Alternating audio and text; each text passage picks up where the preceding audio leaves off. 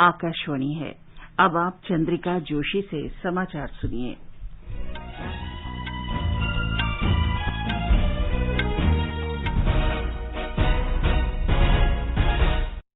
देश भर में 18 वर्ष से अधिक आयु वर्ग के लिए सरकारी केंद्रों में निःशुल्क कोविड टीकाकरण अभियान जारी है। युवाओं से आग्रह है कि टीका अवश्य लगवाएं और अन्य लोगों को भी इसके लिए प्रोत्साहित करें। जब तक आवश्यक न हो घर से बाहर न निकलें और सुरक्षा के 3 सरल उपायों का पालन करें। मास्क लगाएं, 2 गज की सुरक्षित दूरी बनाए रखें, हाथ और चेहरा साफ रखें। कोविड संबंधी जानकारी और मार्गदर्शन के लिए राष्ट्रीय हेल्पलाइन नंबर 011-2397-8046 और 1075 पर संपर्क करें। और अब समाचार।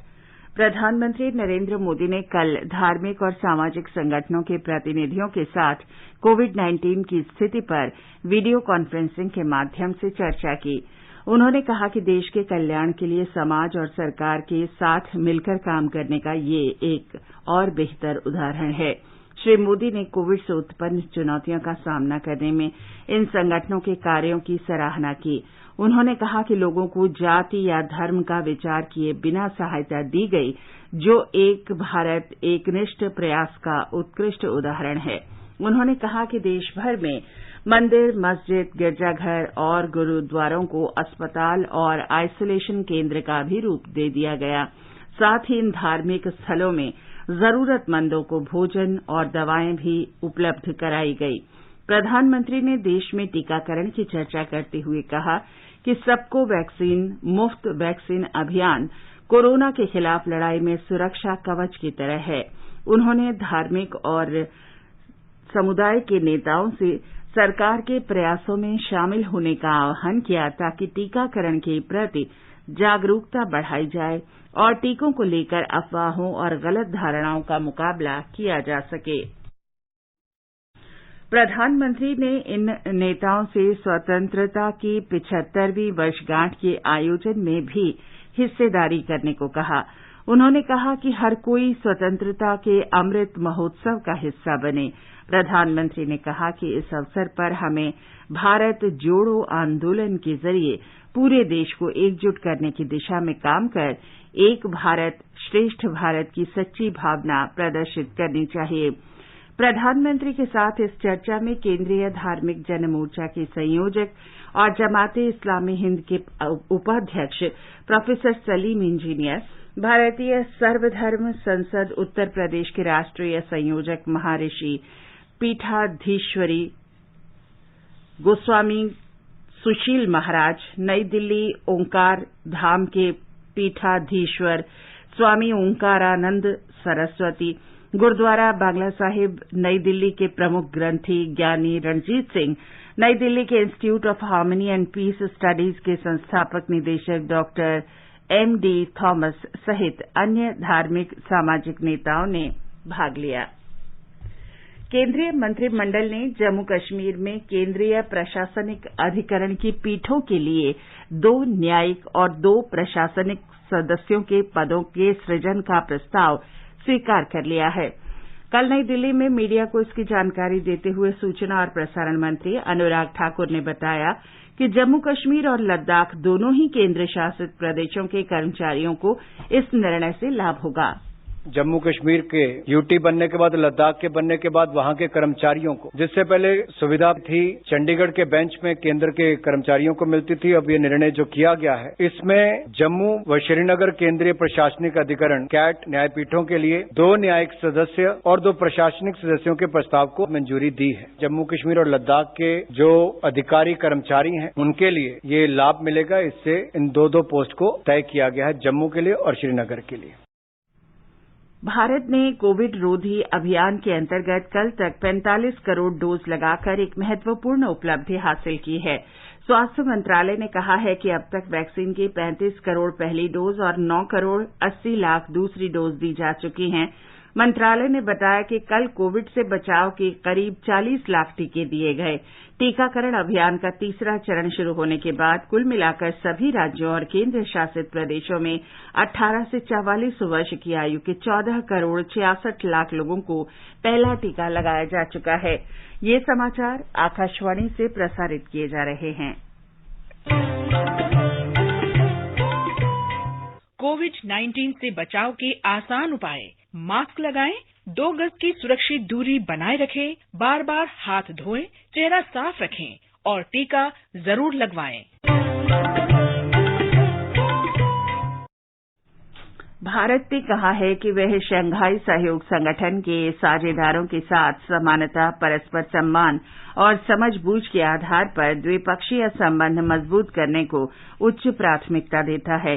कल ताजिकिस्तान में दुशांबे में संगठन के रक्षा मंत्रियों की बैठक को संबोधित करते हुए रक्षा मंत्री राजनाथ सिंह ने कहा कि भारत संगठन के भीतर सुरक्षा के क्षेत्र में विश्वास मजबूत करने को बड़ी प्राथमिकता देता है।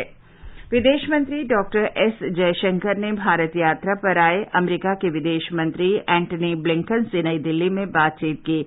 बैठक के शुरू में डॉक्टर जयशंकर ने कहा कि भारत और अमेरिका के बीच सामयिक दृष्टि से प्रासंगिक सभी क्षेत्रों में व्यापक सहयोग है। उन्होंने दोनों देशों के समान हितों और चिंताओं पर भी बातचीत की। केंद्र शासित प्रदेश जम्मू कश्मीर में कल दोपहर श्री अमरनाथ जी गुफा मंदिर पर बादल फट गए। हमारे संवाददाता ने खबर दी है कि इसमें किसी के मृत्यु या घायल होने की खबर नहीं है। एक रिपोर्ट। कश्मीर घाटी में श्री अमरनाथ जी तीर्थ यात्रा की पवित्र गुफा के पास कल ऊंचे पर्वतों पर बादल फटने से पानी के झोंके आए और पवित्र गुफा से सटे नाले जोर से बहने लगे। Shri Amarnath ji shrine board, police और सेना की संयुक्त टीम ने मुस्तैदी से कार्रवाई करते हुए नाले के पास मौजूद सभी कर्मचारियों को बाहर निकाला। किसी भी मानव जीवन या संपत्ति के नुकसान होने की कोई सूचना नहीं है। नवीनतम रिपोर्ट के अनुसार पवित्र गुफा बिल्कुल सुरक्षित है। गृह मंत्री अमित शाह ने उपराज्यपाल मनोज सिन्हा से बात की, जिन्होंने उन्हें वर्तमान स्थिति और अधिकारियों, पुलिस और सेना की संयुक्त टीम द्वारा किए गए प्रयासों के बारे में जानकारी दी। उपराज्यपाल ने कहा कि स्थिति नियंत्रण में है और नाले में पानी का बहाव सामान्य है। उन्होंने कहा कि एसडीआरएफ की एक टीम बालतल में है और भविष्य की चुनौतियों का सामना करने के लिए तैयार है। क्षेत्र में लगातार वर्षा होने के कारण प्राकृतिक आपदाओं से निपटने के लिए एनडीआरएफ की एक टीम श्रीनगर में भी तैनात कर दी गई है। इस बीच श्री अमरनाथ जी श्राइन बोर्ड और प्रशासन स्थिति पर करीब से नजर बनाए रखे हुए हैं। आकाशवाणी समाचार के लिए श्रीनगर से मैं सुनील कोल। टोक्यो ओलंपिक में इस समय पुरुष हॉकी में पूल ए के चौथे मैच में भारत का सामना मौजूदा चैंपियन अर्जेंटीना से हो रहा है। बैडमिंटन में महिला सिंगल्स में अब से कुछ ही देर बाद पीवी सिंधु का सामना डेनमार्क की मिया ब्लिशफेल्ड से होगा। इन मैचों का आंखों देखा हाल आकाशवाणी के एफएम रेनबो और अतिरिक्त मीटरों से सुना जा सकता है। ये प्रसारण आकाशवाणी के यूट्यूब चैनल और न्यूज ऑन एआईआर पर भी उपलब्ध है। महिला निशानेबाजी में 25 मीटर पिस्टल क्वालिफिकेशन राउंड में राही सरनोबत और मनु भाकर निशाने लगा रही हैं। वहीं गोल्फ में इस समय पुरुषों के पहले दौर में अनिर्बान लाहिरी और उदयन अपनी चुनौती पेश कर रहे हैं। नौकायन के पुरुष लाइट वेट डबल स्कल्स में अर्जुन लाल जाट और अरविंद सिंह अपने मुकाबले हार गए हैं। लेजर पुरुष स्पर्धा में विष्णु सर्वानंद और गणपति केलपांडा तथा वरुण ठक्कर आज अपनी चुनौती पेश करेंगे। आज ही महिलाओं की लेजर रेडियल स्पर्धा में नेत्रा कुमानन अपनी चुनौती पेश करेंगी। तीरंदाजी में पुरुषों की व्यक्तिगत एलिमिनेशन स्पर्धा में अतनु दास का सामना ताइपे के वाई सी डेंग से होगा। मुक्केबाजी में पुरुषों के सुपर हैवी वेट के प्री क्वार्टर फाइनल में संतोष कुमार जमैका के रिकार्डो ब्राउन के साथ खेलेंगे। वहीं महिलाओं की 48 प्री क्वार्टर फाइनल में मैरीकॉम का मुकाबला कोलंबिया की विक्टोरिया वेलेंसिया से होगा।